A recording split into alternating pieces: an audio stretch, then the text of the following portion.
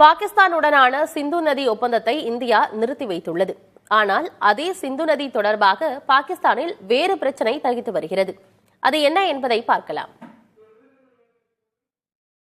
பாகிஸ்தான் பொருளாதார நெருக்கடியில் சிக்கியுள்ள நிலையில் உணவுப் பொருட்களை இறக்குமதி செய்வதற்கே கணிசமான அளவு அந்நிய செலாவணியை செலவிட வேண்டிய நெருக்கடி உள்ளது. இதனால் உணவு தானிய விளைச்சலை அதிகரிப்பதற்காக சிந்து நதியில் புதிதாக 6 கால்வாய்களை உருவாக்கி பஞ்சாப் மாநிலத்தின் தென்பகுதியில் உள்ள வறண்ட நிலங்களை விவசாய நிலங்களாக மாற்ற திட்டம் உருவானது.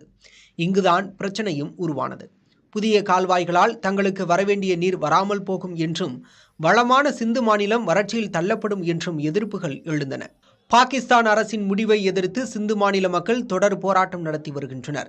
சிந்து மாநிலத்திற்கு வரும் தேசிய நெடுஞ்சாலைகள் மூடப்பட்டதால் பயணிகள் போக்குவரத்து, சரக்கு போக்குவரத்து ஸ்தம்பித்துள்ளது. ஏற்கனவே பாகிஸ்தானில் பஞ்சாப் மாநிலம் அரசியல், வணிகத்திலிருந்து கிரிக்கெட் அணி வரை ஆதிக்கம் செலுத்துவதாகவும் சிந்து, பலுச்சிஸ்தான், கைபர் பக்துன்குவா மாநிலங்கள் புறக்கணிக்கப்படுவதாகவும் குற்றச்சாட்டுகள் இருந்து வருகின்றன. பலுச்சிஸ்தானில் அரசை எதிர்த்து போராட்டங்கள் தொடர்கதையாக உள்ளன.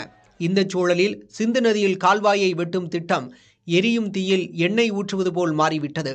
கால்வாய் திட்டத்தை நிறுத்தி வைப்பதாக கடந்த 24ஆம் தேதி பாகிஸ்தான் அரசு தெரிவித்தது.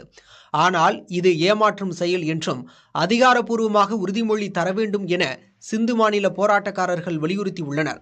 இந்த சூழலில்தான் சிந்து நதிநீர் ஒப்பந்தத்தை நிறுத்தி வைப்பதாக இந்தியா அறிவித்துள்ளது புதிய தலைவலியாக வந்து சேர்ந்துள்ளது.